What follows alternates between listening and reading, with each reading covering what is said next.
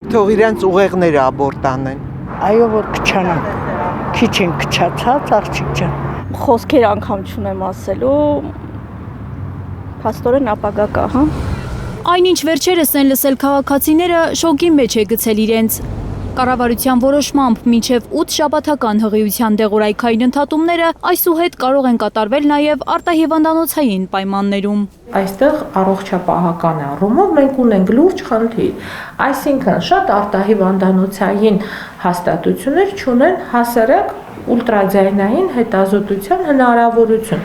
Մարզային պոլիկլինիկաները, գյուղական ամբուլատորիաները չունեն այն սարքավորումները, որոնք կապահովեն հղիների հետազոտությունը, որպեսզի դեղահաբեր տրամադրեն հղիությունը անվտանգ ընդհատելու համար։ Առանց սոնոգրաֆիկ հետազոտության, առանց հստակ չափսերը որոշելու հղիության, առանց տեսնելու պտղի տեղակայումը, մենք ասում ենք կարող է կանել դեղորայքային ընդհատում։ Լավագույն դեպքում հետաբորտային արյունահոսություն, անպտղություն, նույնիսկ մահ, այսքան վտանգավոր են արտահիվանդանոցային պայմաններում կատարվող հղիության ընդհատումները։ Այդ աղջիկը Ասում է առողջության իրավունք իրավապաշտպան հասարակական կազմակերպության համահիմնադիրը։ Ինչա, պետք է վազեն իրանց գյուղի ամբուլատորիան եւ դեղորայք ստանան, որպեսզի հղիությունը դադարի։ Այս փոփոխությունը միակը չէ։ Անուշ Պողոսյանը մեկ այլ աղետալի խնդիր է տեսնում։ 16 տարեկանից բարձր անչափահասները եւս կարող են ինքնուրույն որոշել ընդհատել հղիությունը։ Ծնողի կամ օրինական ներկայացուցչի գրավոր համաձայնությունը պետք է միայն, եթե հղիությունը որոշել է ընդհատել մինչև 16 տարեկան երեխան։ 16 տարեկանից հետո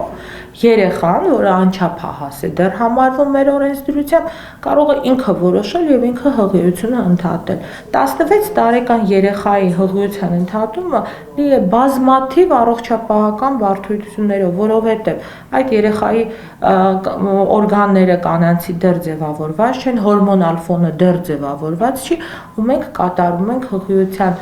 ընդհատում։ Հատկապես դեռահասների աբորտի առաջացրած խնդիրների մասին շատ է խոսվել։ Մասնագետները զգուշացնում են, վտանգավոր է առաջին հղիության ընդհատումը։ Վտանգավոր է նրանով, որ բազում մտաբորտները կարող են բերել արգանդի լորձաթաղանթի վնասման եւ ուրեմն հնարավոր է արգանդի խոռոչում կպումների առաջացում, որը անգամ կնոջը այլևս անպտղության կարող է հասցնել։ Անպտղության հավանականությունն ավելի կմեծանա, եթե հիվանդանոցային հետազոտություններ չկատարվեն եւ չսահմանվի վերահսկողություն արտահիվանդանոցային աբորտների դեպքում, վստահեցնում է բժիշկը։ Ի սկզբանե պետք է ինքը հետազոտվի կինը, անալիզներ որոշակի հանձնի, հետո արդեն դեղորայքը տրվում է, սխեման տրվում է, թե ինչպես նա պետք է օգտագործի, բայց բժիշկի հսկողությամբ վայրերում, որտեղ տեխնիկական հնարավորությունները չունեն, բնականաբար չի կարելի դա անել։ Ըստ ազգային վիճակագրական կոմիտեի հրապարակած տվյալների Հայաստանում 2024 թվականին 2023-ի համեմատ ծնելիությունը նվազել է 8%-ով։ 8% անկման ֆոնի վրա մենք դնում ենք այսպիսի ինչ-որ ճակերտավոր բարեփոխումներ ենք անում, որը որ իրականում ազգային անվտանգության խնդիր է։